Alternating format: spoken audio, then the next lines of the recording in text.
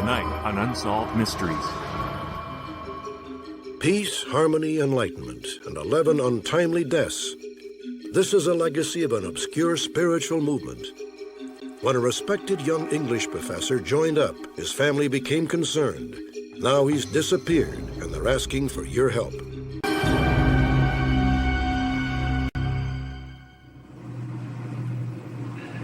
By now, I'm sure you've heard of... In this haunting message to his family, 50-year-old Don Hoffman revealed he had terminal cancer, a diagnosis he said 3 different doctors had confirmed. He ran some tests and found that I had terminal non-operable cancer. Just hours after making this video, Hoffman took his own life.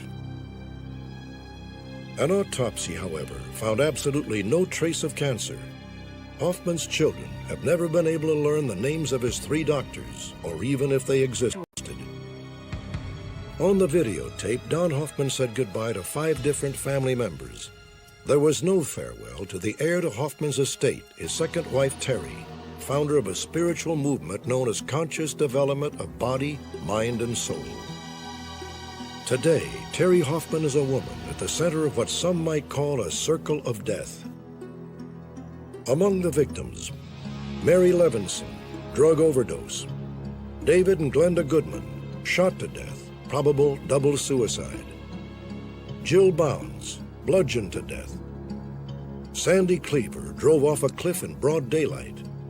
Sandy's 14-year-old daughter, Devereaux, drowned. 11 untimely deaths. 11 people with a direct or indirect link to Terri Hoffman. Now, some believe a 12th name should be added to this somber list. Charles Southern, Jr., a respected English professor. Southern mysteriously disappeared more than 7 years ago, and his family believes it may be no coincidence that he was a disciple of Terri Hoffman. Call upon your master. Visualize him. Peace, harmony, enlightenment. See his eyes. Terri Hoffman offered all this and more to Charles Southern and the many others who joined her group, Conscious Development. The Lord of the 5th plane to guide you at this time. Part of the belief system Terri taught us was that death was really just another state of consciousness. Meditation. And it wasn't a bad thing, it wasn't anything to fear. For you. Peter Muth belonged to Hoffman's sect for more than a decade. Personal battles with the darker energies. The other thing we learned was that the dark forces out there in the universe had a name. They were the Black Lords, Black Overlords. They worked for Satan. And fight those dark lords, and I. The group we worked with were the White Brotherhood, or good, benevolent characters. They're on God's side, the good guys. And we worked with them to combat the dark forces. Terri Hoffman cultivated followers around the country. Among those who joined the Chicago branch of Conscious Development was Charles Southern, Jr. Southern was assistant chairman of the English department at a local junior college. Joining Hoffman's group was his most recent foray in an ongoing search for spiritual truth, an odyssey that had taken Charles Southern as far away from home as India and Africa. Charles was very interested in Eastern religions and various religions. In fact, he studied all the different religions that he could. And that was his curiosity. I think it got him in trouble.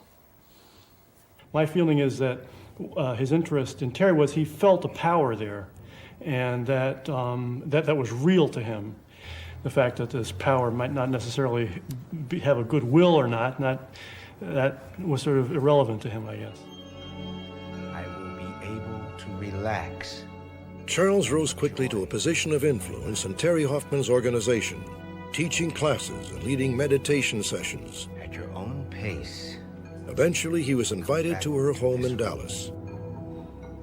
The darkness of the Lord comes, and he is bright in his evil. By then, Terri Hoffman had begun to portray herself as a target of attack by the so-called Black Lords. During special meditation sessions, Hoffman exhorted her trusted inner circle to erect, quote, a psychic shield around her. Peter Muth says he saw Charles at one of these meetings. It continues. I just met him briefly, but the reason it sticks in my mind is he came as a visitor to one of these closed meetings at Terri's house, where she's having psychic surgery to repair damage to her done by the Black Lords who've been attacking her. Now I see the intertwining of light and dark. I felt that if Charles or any of us who were in that room, Terri's master bedroom, would only be there at Terri's invitation and only be there because they're true believers in the reality she is selling us about creation and her role in it as a godlike figure. The shield is strong, but it must be stronger. Now, our inner core group who were fighting the battles lived in a kind of constant state of fear because we were always under attack from black magicians who supposedly could kill us, who could drive us insane. And as the years went by, you saw people in your group actually start to show signs of the strain, show signs of mental and emotional problems.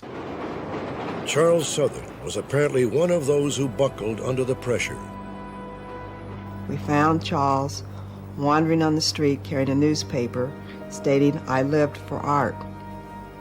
We got him in the car and took him to Michael Reese Hospital for examination, stating that he might be suicidal, and he also seemed to be reciting something in a strange language over and over and over again. During Charles's recovery, his mother visited every day. So did two members of Hoffman's sect. You're looking good. I'm feeling much better. Good, Much glad to better. hear This is my mother. Later, I was to These are some find out friends from of my mine. mother, who stayed with my brother during the whole 5 days, that whenever she was there at the hospital and they came, she was asked to leave the room and stay out.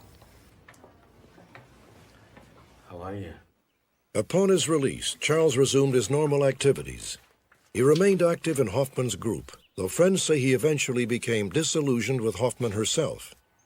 As 1987 drew to a close, Charles made arrangements for a trip to India during the Christmas break.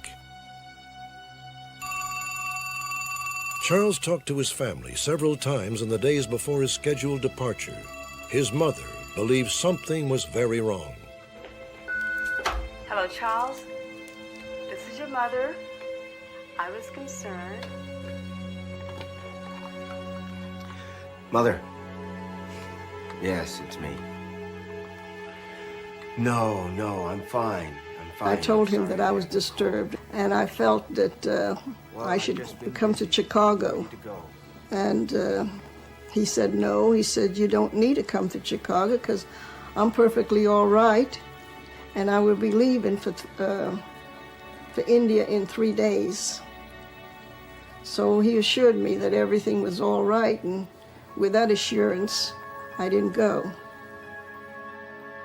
It was the last time Mrs. Southern spoke to her son. 2 weeks passed.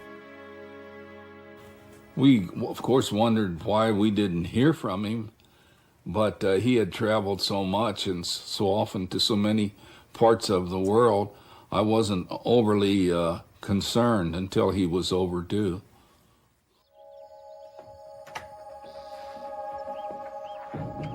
Charles's parents drove the 300 miles from Cincinnati. When they broke into their son's house, a nagging concern for his well-being turned to outright fear. Charles's passport showed no sign of entry stamps from India. If he had not flown overseas, then where was Charles during the previous 2 weeks? Stashed in a drawer was a vial containing a powerful medication similar to the lethal South American poison curare. We don't know why my brother had this vial, which was later identified to be a ganglionic blocker, which is a medicine used in anesthesia which causes total muscle paralysis. It has to be injected too, not eaten. Precisely arranged on a ceremonial stool from Africa were Charles's winter dress hat and his coat, neatly folded inside out. Only later would the family learn the tableau was a Nigerian tribal symbol of death. But who might have left this sinister display?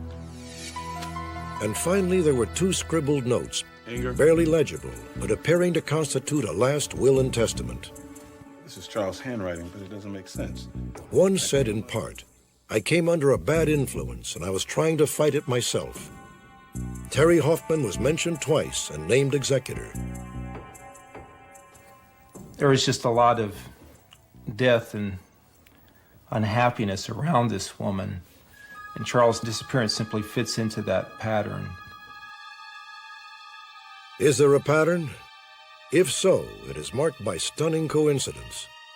Over a 12-year period, 2 of Hoffman's 4 husbands, her only son, 6 followers, and 2 people related to or employed by a follower came to an unnatural end.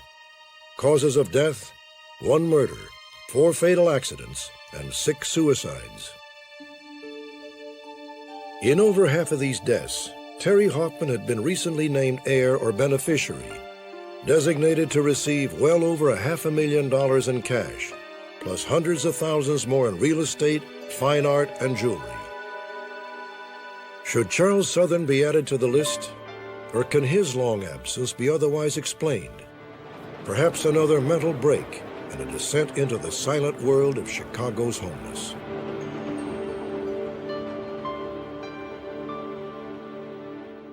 It is important to note that authorities have not directly linked Terri Hoffman to any of the deaths, and no charges have been filed. Our letters and calls to Hoffman inviting her to participate in this broadcast were not answered.